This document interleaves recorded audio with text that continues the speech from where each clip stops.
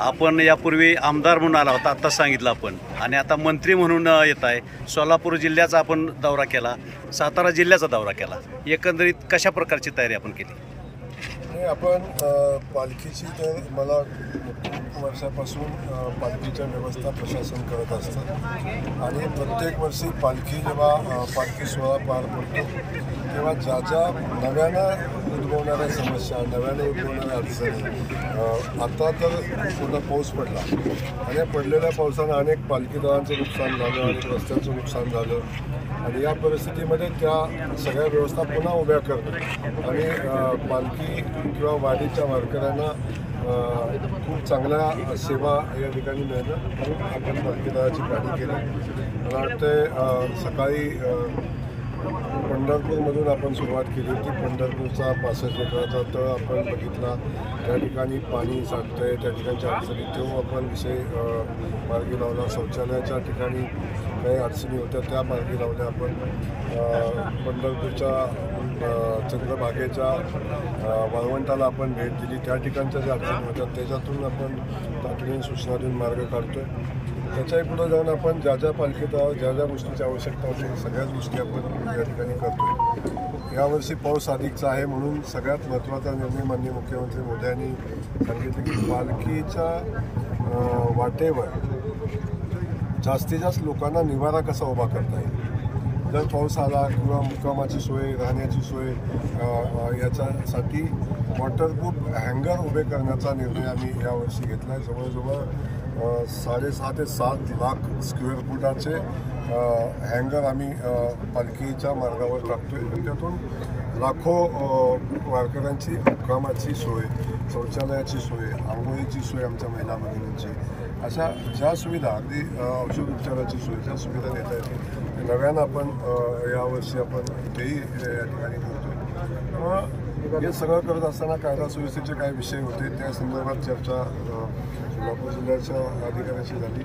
आता आम्ही सातारा जिल्ह्याच्या अधिकाऱ्यांच्या सोबतही चर्चा होते. कलेक्टर महोदय या सगळ्या गोष्टीचा आढावाही घेत आहेत.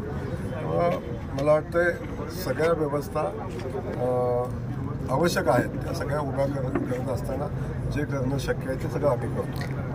लोणंदला यावर्षी एकच मुक्काम आहे. आपण मगाशी म्हटलं नेहमी 2 मुक्काम असतात, त्यामुळं भाविकांची गर्दी मोठ्या प्रमाणात होणार आहे. जर त्याचं नियोजन आपल्या मार्फत कसं केलं जाणार? त्यांनाच आमच्या SP गाडीत आम्ही बसलो होतो, कलेक्टर महोदय होते आणि सगळ्यांनी चर्चा केली की 2 दिवसाचा मुक्काम असतो तेव्हासुद्धा खूप मोठी संख्या आपल्या लोणंदच्या पालखीस्थळावर येते आणि यावर्षी तर एकच मुक्काम आहे त्यामुळे लोकांची संख्या खूप मोठी येईल असं SPनी पोलीस खात्याचंही मत आहे, कलेक्टर महोदयांचं मत आहे. त्यामुळं त्या व्यवस्था ज्या आहेत म्हणजे 2 लाईननं आपण दर्शन करत होतो, आता तिसरी एक लाईन आपण दर्शनासाठी नव्यानं तयार करायचं प्लॅन प्रशासन करते आणि जे या ठिकाणी जी व्यवस्था उभी करायला लागेल होणाऱ्या गर्दीच्या हिशोबानं ही सगळी व्यवस्था प्रशासनाच्या माध्यमातून उभी राहील आणि वारकऱ्यांना पालखीचं दर्शन अगदी व्यवस्थित होईल याची व्यवस्था केली. आपण म्हटलं की कायमस्वरूपी सोयी झाल्या पाहिजेत, त्याचप्रमाणे लोणंदचाही पालखीतळ 25 एकर जागेचं अधिग्रहणाचे प्रस्ताव आता चालू आहे. त्या संदर्भात काय सांगाल? कारण हा तळ लहान बारीक पडतोय. 25 एकर नगरपंचायतमार्फत प्रस्ताव आता सुरू आहे, अधिग्रहणाची प्रोसेस. आता पालखीच्या बाबतीत आपल्या सगळ्यांना माहिती आहे की पालखी सोहळा उत्तर मोठा होत चाललेला आहे. पूर्वीची पालखी 20 वर्षापूर्वीची पालखी आणि आजची पालखी याच्यामध्ये खूप मोठा फरक झाला आहे आणि त्या अनुषंगाने आपण बघतो जे पालखी तर त्यावेळी आपल्याला मोठे वाटत होते ते आता आपल्याला खूप छोटे वाटत आहेत. कारण लोकांची संख्या एवढ्या वेगानं वाढते आहे, या वारीमध्ये भाग घेणारा वारकरी एवढ्या संख्येनं वाढतो. तेव्हा या पालखीदारांची आवश्यकता मोठ्या पालखीदारांची आहे. त्यासाठी जमीन अधिग्रहणाचे जे विषय आहेत सरकारच्या विचाराधीन आहेत.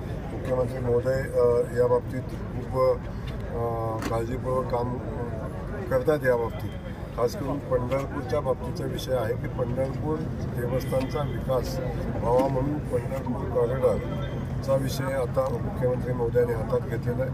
ज्या पद्धतीनं काशी विश्वेश्वराचा विकास झाला आहे, ज्या पद्धतीनं उज्जैनमध्ये विकास झाला आहे, ज्या पद्धतीनं अयोध्येमध्ये रामलल्लाचा मंदिर उभारण्यानंतर झालेला जो विकास आपण त्या ठिकाणचा बघतोय त्या पद्धतीनं पंढरपूरमध्ये कॉरिडॉर करून त्या देवस्थानचा विकास, शहराचा विकास आणि त्यासोबत ही सगळी जी पालखी स्थानं आहे त्या सगळ्यांचा विकास करण्याचा एक नवा प्रस्ताव माननीय मुख्यमंत्री महोदयांनी तयार केलेला आहे.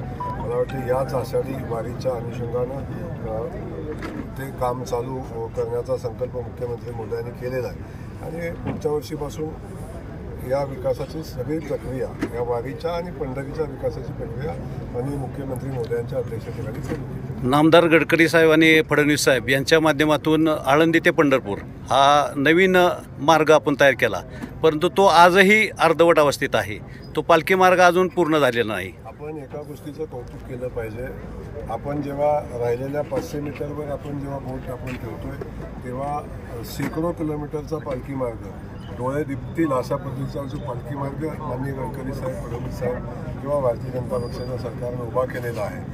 मोदीजींनी त्या संदर्भात काय भूमिका, काय सूचना दिल्या होत्या त्या अनुषंगानं आपण बघतो की मी आज पालखी मार्गाने आलो. मला माहिती आहे एवढा सुंदर पालखी मार्ग मला नाही वाटत की या देशामध्ये कुठं आहे.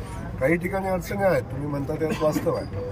काही ठिकाणी जमीन अधिग्रहणाचे विषय होते, काही ठिकाणी कोर्टाचे स्टे होते, काही ठिकाणी एका दुसरा कॉन्ट्रॅक्ट खराब लागला त्याच्यामुळे काही कामं थांबलेली आहेत.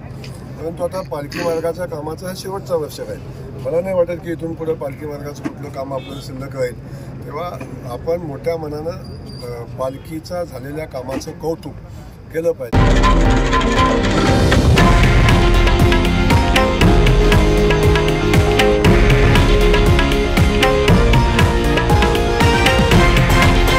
हे आहे देशातील नंबर 1 न्यूज नेटवर्क आणि आपण पाहत आहात TV9 मराठी, एकमेव.